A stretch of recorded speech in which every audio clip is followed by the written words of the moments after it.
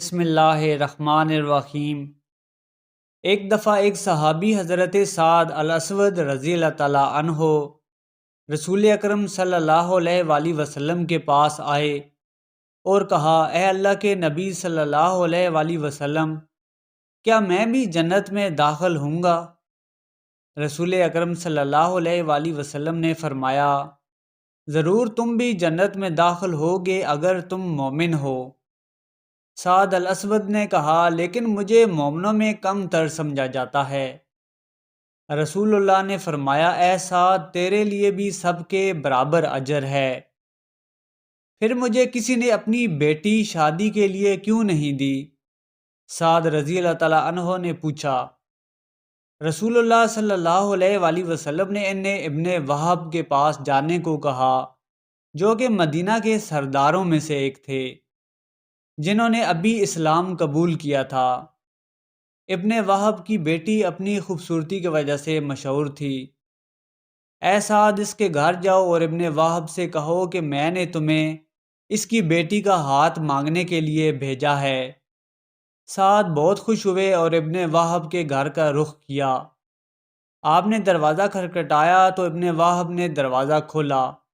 سعد نے کہا کہ مجھے رسول اللہ نے بھیجا ہے کہ میں نکاح کے لیے آپ سے آپ کی بیٹی کا ہاتھ مانگوں۔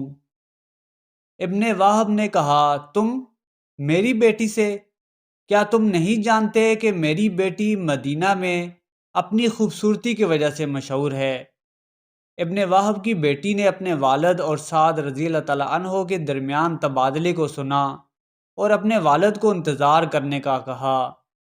رسول اللہ کی درخواست ہے، اگر ہم رسول اللہ کی درخواست کو ٹھکرا دیں گے تو ہم کہاں ہوں گے؟ سعد کی طرف متوجہ ہو کر سعد رضی اللہ تعالیٰ عنہ کی طرف متوجہ ہو کر اس نے کہا کہ رسول اللہ صلی اللہ علیہ وآلہ وسلم کے پاس جائیں اور ان سے کہیں کہ وہ شادی کرنے کے لیے تیار ہے۔ سعد خوش ہوئے اور رسول اللہ صلی اللہ علیہ وآلہ وسلم کی طرف واپس آئے۔ آپ نے نکاح پڑھایا اور 400 درہم مہر مقرر کیا۔ 400 درہم کا سن کر سعد بولے، 400 درہم؟ یا رسول اللہ صلی اللہ علیہ وآلہ وسلم، میں نے کبھی 400 درہم نہیں دیکھے۔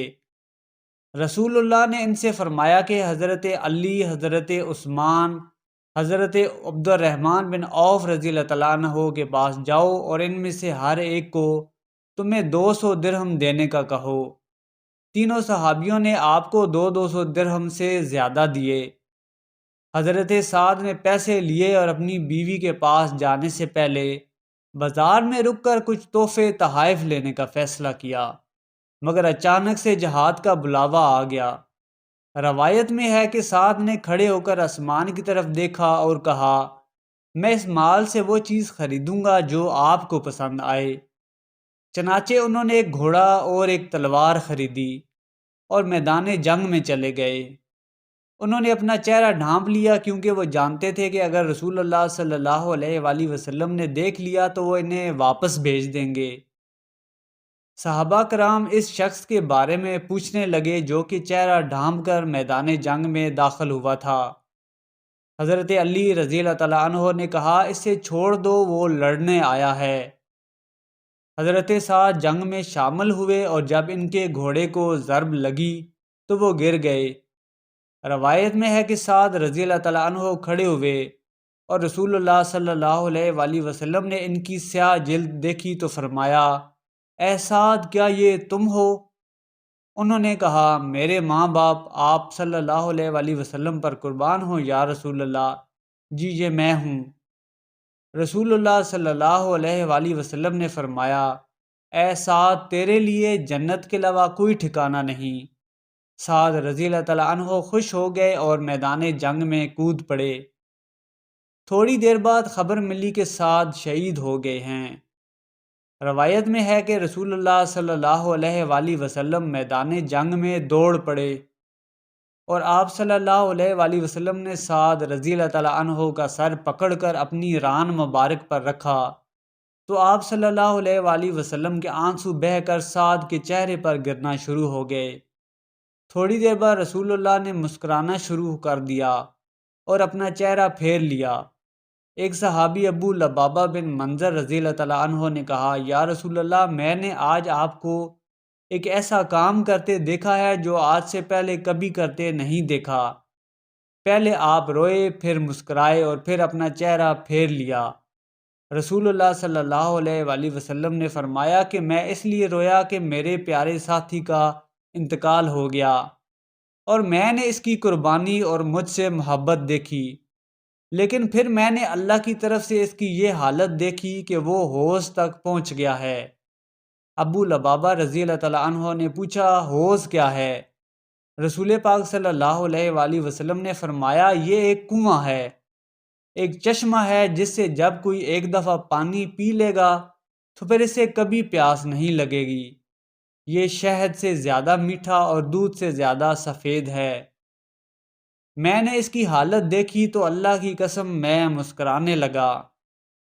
پھر ان کی بیویوں کو میں نے جنت میں دیکھا، وہ اس کی طرف اتنی بے تابی سے دوڑ رہی تھیں کہ ان کی پنڈلیاں کھل رہی تھیں، اور میں نے دوسری طرف دیکھا۔ رسول اللہ صلی اللہ علیہ وآلہ وسلم صحابہ کی طرف متوجہ ہوئے اور سعد رضی اللہ تعالیٰ عنہ کا گھوڑا اور تلوار منگوائی۔ آپ صلی اللہ علیہ وآلہ وسلم نے فرمایا کہ اسے اس کی بیوی کے پاس لے جاؤ اور اسے بتا دو کہ یہ اس کی میراث ہے، اور اس سے یہ بھی بتا دو کہ اللہ تعالیٰ نے سعد کو جنت میں ایسی بیویاں دی ہیں جو کہ اس سے بھی زیادہ خوبصورت ہیں۔ حضرت سعد الاسود رضی اللہ تعالیٰ عنہ ایک ایسے انسان تھے جن اس واقعہ سے کچھ عرصہ پہلے تک یقین نہیں تھا کہ وہ جنت حاصل کر لیں گے۔ معاشرے میں ان کی کوئی حیثیت نہیں تھی، لیکن اللہ سبحانہ و تعالیٰ کی طرف سے ان کو دی گئی حیثیت کو دیکھیں۔ وہ زندہ رہے اور پھر مر گئے، مگر دولت، شہرت اور عورت کے لیے نہیں، بلکہ صرف اللہ کی محبت کے لیے۔